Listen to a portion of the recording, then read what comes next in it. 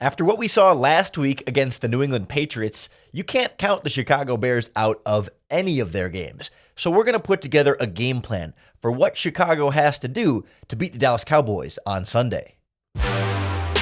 You are Locked On Bears, your daily Chicago Bears podcast. Part of the Locked On Podcast Network, your team every day.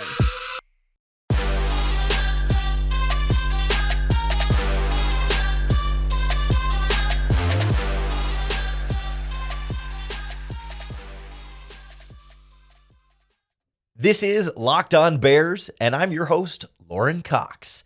I'm here to bring you your daily, in-depth Chicago Bears news and analysis. You can follow me on Twitter at CoxSports1. You can follow the podcast on Twitter at Locked On Bears. You can like Locked On Bears on Facebook. Join the Locked On Bears Facebook group for even more Bears talk. And make sure you hit that subscribe button on the Locked On Bears YouTube channel to make sure you're keeping up with all of our video podcasts as well. Give us a like on that video while you're there, if you don't mind. Thank you for making Locked On Bears your first listen each and every single day. Today's episode of Locked On Bears is sponsored by SimpliSafe Home Security. With Fast Protect technology exclusively from SimpliSafe, 24/7 monitoring agents capture evidence to accurately verify a threat for faster police response. There's no safe like SimpliSafe. Visit simplisafe.com/lockedonnfl to learn more. On the show today, we put together a game plan for how the Chicago Bears can beat the Dallas Cowboys. We'll look at how they should prepare for Dak Prescott, maybe Zeke Elliott if he's able to go in this game, CeeDee Lamb, Tony Pollard if Elliott can't go, the whole crew, what they can do to try and slow down this Cowboys offense and build on some of the things the Bears defense has done well.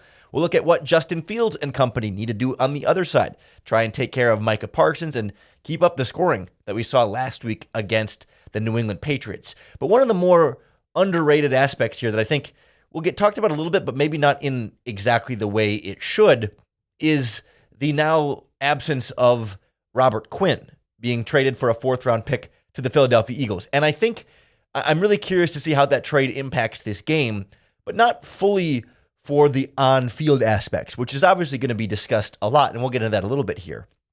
But I think you have to wonder how this affects the chemistry of the Bears defense. So first and foremost, I'll say on the front end, like, I think this was a smart trade for the Chicago Bears. I know a fourth-round pick doesn't feel like a lot, but you have to understand Robert Quinn is on the wrong side of 30. He's generally going to decline more and more as he gets older, despite how well he played last season and has shown some flashes this season. But he's not a long-term part of this Chicago Bears defense. And he's also the most expensive part of this Chicago Bears defense. So you trade him for much the same reason you traded Khalil Mack last offseason. Get a draft pick for a veteran player that's not really part of the plan right now who costs you a lot of money. And in exchange, you're going to get a bunch more cap space next year and a draft pick to add another younger player on your roster. Plus, some of the built-in upsides there, you get to play your other defensive ends more. There's more opportunities for some of the other younger players on this roster. Trevis Gibson steps into the starting lineup on that right side. It's more snaps for the rookie, Dominique Robinson, the draft pick, who is a raw player who just needs more experience and opportunity playing defensive end at a high level to continue to round out his game. And the undrafted free agent they brought in late, Kingsley Jonathan, has some real speed. He's an explosive pass rusher off the edge. Again, not super refined, but he'll get some real opportunities in that rotation now. So cool. You get to see your younger players, have more opportunity to grow and develop. That doesn't mean that they're going to be better. Like there's still a deficiency. You're missing out on a very talented player at defensive end. But I wonder how they'll respond, emotionally, as a collective group, not just like what they'll be missing from him as a X's and O's pass rusher, but as a leader of this group. He was one of the team captains this year and a leader not only on the defensive line, but the whole defense as a whole looked to him as a consistent veteran that set the example for what they are supposed to do. And it's that kind of absence that we can't really measure, and it'll be hard to really fully quantify the impact. But I just wonder, even coming off of a big win, if that doesn't add a letdown from that big win of like everything was clicking and now, Robert's gone. Like you saw the video of Roquan Smith ended his press conference early when he heard the news that Robert Quinn was being traded. He was, tears in his eyes and put his head in his shirt and couldn't come up with words and just needed to kind of step away from it. Like, all the guys were pretty emotionally impacted by this trade. And specifically, I think it happening during the season is what makes this tricky. Because I think it's different than, say, like trading Khalil Mack last offseason. You trade Khalil Mack in March, and I think that's a big deal to a bunch of players on this team, not only because Khalil Mack is a Hall of Fame pass rusher, but also because he's another one of these big-time leaders that all the players looked up to. Not a vocal guy, but clearly a man who you knew when his presence was in a room or on a field, and like he was the guy and the standard setter for that Chicago Bears defense. But when you make that trade in the offseason, it's tough, but you have, when you make the trade, was it March, I think officially? I don't remember the exact date, but then you have 5 months before a preseason game, let alone, 6 months until a regular season game, for the team to, find its new chemistry, find its new leaders, establish what the dynamic is going to be, and for players to kind of get used to, Mac's not here anymore. And by week 1, it's like, all right, like it's a whole new team, it's a whole new season, and there've been so many other changes on the roster that, you're just getting used to who's there now and not just like one noticeable absence like they have now with Robert Quinn, right? They don't have that time to adapt, reestablish new leadership structures and kind of feel out the locker room vibe. Like now it's just like the middle of the season trade can really disrupt some of that chemistry wise. And I want to see, what the energy level is like, what the discipline is like, what the hustle is like, all those different things that, the stability of Robert Quinn can provide that shining example and that leadership for them. And how quickly will they be able to fill that and adapt without that? I don't want to make it a bigger deal than it is, but I want to make sure that we don't underappreciate it as a real impact on what we see this Bears defense do. Because I'm sure we'll notice, the pass rushing and all that sort of stuff. I mean, Robert Quinn was one of the most double-teamed pass rushers in the NFL, and presumably they're not going to apply that same number of double teams to Travis Gibson and Dominic Robinson. So, fewer other guys are going to have fewer one-on-one matchups. So we'll see it on the field as well. But how does this group respond, emotionally, physically, and, in all the sort of like intangible ways that we see the defense come together? That's something they really need to make sure they're on top of against the Cowboys. It's something we should be keeping an eye on in this matchup, in this game. I want to get more specifically, though, into the matchups between these two teams, not just one-on-one players, but some of the things from the Cowboys offense that the Bears need to be ready for and make sure they have the right matchups. We'll go through that side of the ball before turning our attention to the Bears offense after that, next on Locked On Bears. This episode of Locked On Bears is brought to you by our friends at SimpliSafe. You got to make sure you have a good defense on the field, and you got to make sure you have a good defense in your home. And SimpliSafe is here with the absolute gold standard, because for SimpliSafe, your safety is the only thing that matters. They've got cutting-edge technology powered by 24/7 professional monitoring agents who always have your back, so you know your home is safe. They have a proprietary motion detecting system that only alerts you when a threat is real, and their hazard sensors instantly detect fires, floods, and other threats to your home. And their advanced response technology visually confirms when those break-ins are real, so you can get the highest priority police dispatch with those HD security cameras inside and outside your home. Customize the perfect system for your home in just a few minutes at simplisafe.com/lockedonnfl. You can save 20% on your SimpliSafe security system when you sign up for an interactive monitoring plan, and you can get your first month for free. Just have to visit simplisafe.com/lockedonnfl to learn more. There's no safe like SimpliSafe. This week will be just the second game of, fully healthy returned Dak Prescott, or maybe not even fully healthy, but healthy enough returned Dak Prescott. Last week against the Lions, I don't think he looked like 100% back to the Dak Prescott that we've seen in years past. And so I'm not sure health-wise, what to expect him to look like. He wasn't bad. I mean, the Cowboys won pretty handily, but he's just not as dynamic, not as explosive, not as sharp, made a few more mistakes than you might expect a Dak Prescott to make. We should expect that the Dallas Cowboys are going to run a lot of play action, not only because it's something they do with Dak Prescott in general in this offense with two really good running backs, but also because this Chicago Bears defense has particularly struggled against play action this season. We saw it last week against the Patriots. So many great things to like about the defense and of course, both sides of the ball in that game. But two of the biggest throws that Bailey Zappi, had on the play, came on play action plays. There's the big one across the middle of the field. I don't remember which receiver it was, but everyone bid on the play action. He ended up throwing to the left side of the field where the receiver crossed the middle of the field, and you saw like Eddie Jackson trying to get back there, but I think it was either Nick Morrow or Roquan Smith who was really in charge of that spot, but Jackson was just the closest guy to run over there and try and be close because the Bears bit so hard on the play action, and it's always those crossing routes behind the linebackers and safeties that step up on the play action that have been most troublesome for this Bears defense. And the Cowboys like to run a lot of that as is, and I would expect them to go at it significantly, especially with their running game functioning so well, regardless of which running back is out there. And I know there's some question as to whether or not Zeke Elliott will be able to go, but do not underestimate Tony Pollard in any way, shape, or form. He is very good, and at this stage of his career, sometimes looks better than Zeke Elliott. So they have two very, very good running backs in this offense that make the play action game that much harder to sort of, to read properly, because you do want to step up and make those run stops, because the Cowboys running game is a little bit more gap scheme. So they're going to pull linemen more. And basically the big difference there, for those who aren't familiar, like, when the Bears run their outside zone scheme, the line is all moving and the running back reads the play and decides based on the read which gap between offensive linemen he's going to run through. Is he going to take it all the way outside or cut back? And if he does cut back, where is he going to cut back? Well, it depends on where the blocks, like how the blocking is going and where the defense is attacking.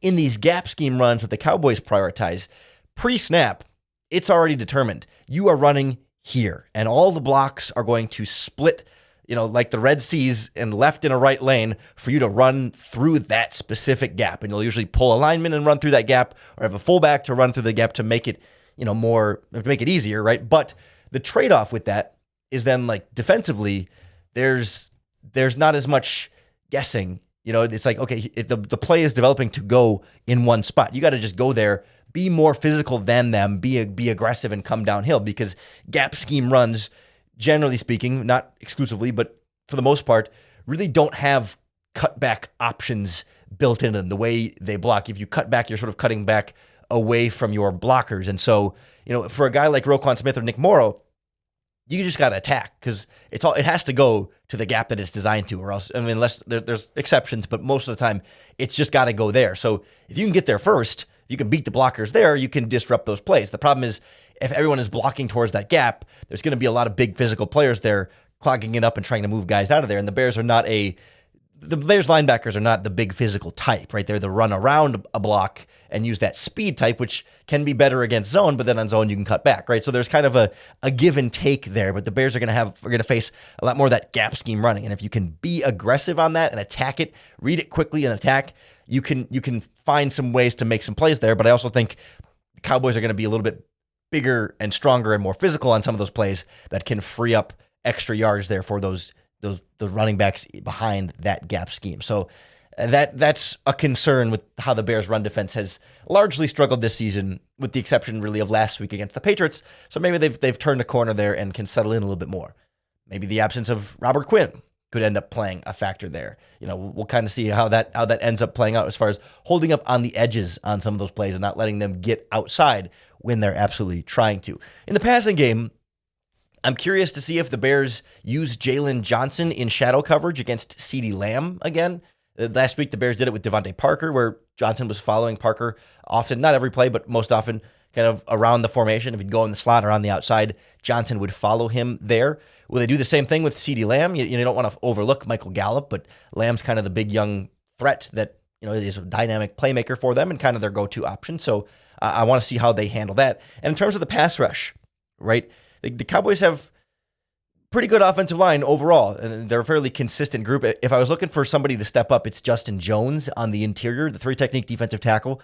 The Cowboys' left guard, Connor McGovern, has probably been the weak link up front. They got a rookie at left tackle who has made some rookie mistakes, Tyler Smith, but overall he's been pretty good. He's a first-round pick. He's a pretty good player, and I think McGovern has been a little bit more the weak spot. I think he's been playing better as of late, but especially early this season he was struggling, and I wonder if there's some opportunities there for the Bears to win some one-on-ones. So especially without maybe as much of a presence of Robert Quinn on the outside, more of that interior pass rushing pressure, a more favorable matchup there with McGovern versus Justin Jones, or maybe bring some blitzes up the middle. You never know what the Bears might be able to pull off there in terms of pass rush, because pass rush as a whole has been lacking a little bit this season. Dak Prescott isn't the quickest at getting rid of the ball. He doesn't hold on to it excessively long, but he's not one of these like snap, step, throw, quick ball receivers either. So there can be some opportunities to get home, but Bears pass rush has to step up without Robert Quinn there, and that is definitely going to be easier said than done.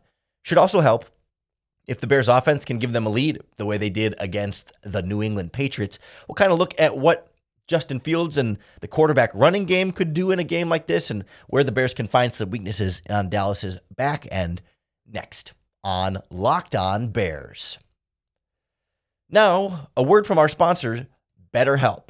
BetterHelp is here to help you with your mental health. Their online therapy is exactly what more of us need in the world. They'll get you matched with a therapist to be the right fit for you. And if you don't find the right fit for you the first time, they'll help you find a therapist that does fit you. Because sometimes, you got to find that right person that you can really connect with.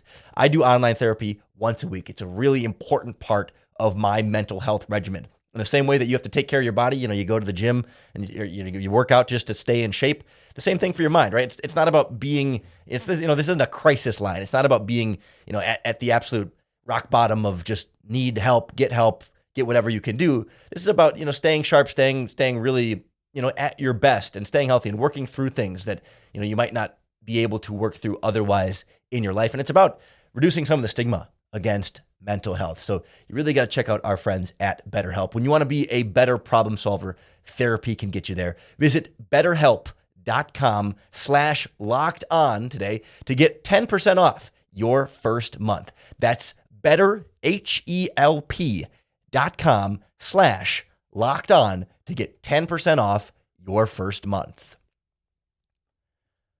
After last week against the Patriots, the Chicago Bears know that every team is going to see their quarterback running game on tape and start to prepare for it. And so there's sort of this feeling of well, that was fun for one game, but now will every team be ready for it and be able to figure it out? And I think we can sometimes be a little bit too presumptuous there and trying to say almost like two steps ahead of yourself. Like for me, when it comes to the quarterback run game with Fields and what they did so well against the Patriots, keep doing it until the team stops you, right? Like you come out against the Cowboys and you try and run all that stuff again.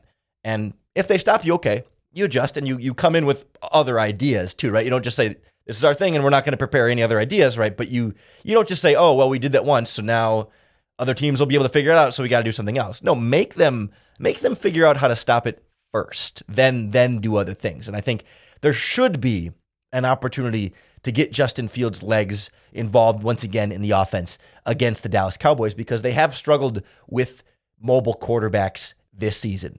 Daniel Jones and the Dallas Cowboys, we saw how he ran on this Bears defense. He did a lot of the same things against the Cowboys in that game. And Jalen Hurts of the Philadelphia Eagles got not as much overall production, but stretched their defense and challenged them with his legs quite a bit. That opened more things up in the passing game for them. Didn't result in a huge volume of rushing yards, but it did again stress them in some different ways to kind of benefit the offense as a whole. And I think that's at a bare minimum what it can do for the Chicago Bears, to make them stop it. Because, against the Patriots, it was a nice, robust mixture. We talked about this on Wednesday's podcast when we went through the All-22 film, 5 or 6 different quarterback run plays that are all blocked slightly differently. It was a lot of different things for the Patriots to try and keep up with. And even the Cowboys, preparing for every different way the Bears can do that quarterback running attack is a lot. When you then add on top of it, the Bears' regular rushing attack, which is very good. The number one rushing team in the NFL right now and entering this week of the season. So keep pushing it, right? I mean, you don't need it. If it's not broke, don't fix it type of thing here with that running game. You're going to need to pass the ball as well, of course. You don't need to clearly this team doesn't need to be a 300, 400-yard passing game to get things rolling offensively. Fields is going to need to take care of the ball and do all those sorts of things. But I think there are some opportunities against this Cowboys secondary to have matchups that can be more favorable to the Bears. So I'll say this, right? The names do represent, I think the reputations are accurate here, right? Malik Hooker at safety, clearly the strength of that position. Whereas the other safety, the strong safety, Donovan Wilson, down in the box a little more, he misses a lot of tackles for a strong safety. And I think you can get a guy the ball in space with him, especially your running backs out in the flats or over the middle of the field in little checkdowns, or you get screens or some little things set up over the middle. you can have some opportunities to make some extra yards after the catch there. Same kind of thing at cornerback. Trevon Diggs, he's a strength. He's very good in coverage and makes a lot of interceptions and attacks the ball aggressively in the air. Maybe you don't want to test him too much over the course of this game. But the other cornerback, Anthony Brown, like he's not bad. He's not terrible in coverage, but also misses a lot of tackles. Throw a screen to his side of the ball, make him tackle you in space. Darnell Mooney can make guys miss. Khalil Herbert, we've seen, can make guys miss as a receiver. Montgomery, Ebner as well. Make them tackle you, because those guys have missed, more than one, like at least one tackle a game. I think one has 12 and one has 9 missed tackles through these first 7 games. Like they're at a pretty bad pace. But then like coverage-wise, we heard from Marcus Mosher yesterday from Locked On Cowboys on our Crossover Thursday podcast. The Cowboys are rolling with a rookie 5th-round pick at nickelback, Deron Bland, because Desmond King is hurt. Attack the rookie 5th-round pick in the slot. Darnell Mooney moves to the slot quite a bit when the Bears bring on multiple receivers. I'll take that matchup all day. Throw Mooney versus a rookie 5th-round nickelback absolutely is a place that I'd like to attack. Now, I'm concerned about what the Cowboys will end up doing with Micah Parsons. He's their linebacker athlete extraordinaire who they just line up everywhere, can rush the passer like one of the top flight pass rushers in the NFL, can play off the ball and, run back in coverage really well or step up and play run defense in the middle, kind of getting ugly and physical in the middle of the field. Like he does everything across the front 7 and dropping back in coverage. He's a really just unique, dynamic, great player. Luke Getsy, the Bears offensive coordinator, yesterday, he compared him to when when the Packers with Getsy had injuries on defense and had to move Clay Matthews from edge rusher to inside linebacker. But I think Parsons is even more athletic and dynamic than that. Like that's the type of player we're talking about here. If you think prime Clay Matthews, but even more of a freak athlete, like that's going to be tough, especially when you have a right tackle in Larry Borum, who's coming off of a pretty poor game last week against the Patriots. He kind of looked like the weak link up front, and he hasn't practiced this week with a concussion and may not be able to play. So then if he can't play, it's going to be Riley Reif at right tackle. Luke Getsy basically said Alex Leatherwood not ready yet. He didn't say those exact words, but he kind of implied Alex Leatherwood is not going to be ready to start at right tackle in this game. So, we'll see what Riley Reif can do, but, his first opportunity back in the lineup, back playing significant snaps, would also be some getting back up to NFL speed type of thing that I wonder how well that might go. And I'd still be concerned about Braxton Jones on the left side versus Micah Parsons as well. So I kind of, if I'm the Bears, note on every single play where Parsons is lined up and make sure you're adjusting your protections so that you have at least 2 guys on Parsons pretty much every single time.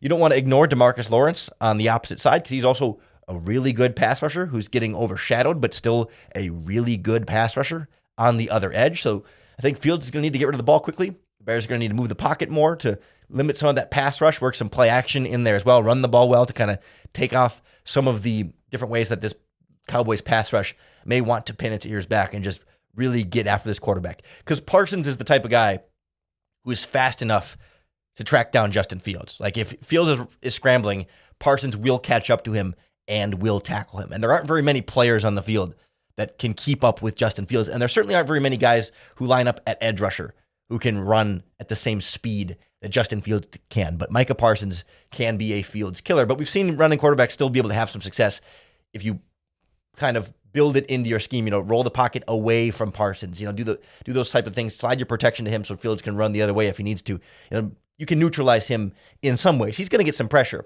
You can't take him out of the game, but you can still have an effective quarterback running game despite his dominating presence in that area. So I think it's there, right? You can design the quarterback running game. If you can keep Herbert and Montgomery rolling and get some quick passes in there, maybe a couple of shots off some play action, some rollout plays for Fields, like you can get this offense back to doing some of the things it did against the Patriots last week. And defensively, if you can keep the running game in front of you and not be too susceptible to the play action, Dak will make a mistake or two. I think he's still getting back up to speed. There's a path here to the Chicago Bears pulling off an upset victory, despite being currently 9-point underdogs on BetOnline. So it's a tall task in front of them, and I'm not necessarily expecting a huge game from the Bears, but I wasn't expecting a huge game against the Patriots. And I certainly give the Bears a much higher chance of winning this week than I would have and than I did entering last week against the Patriots, just because of how much they were able to build on from that game. So you never know.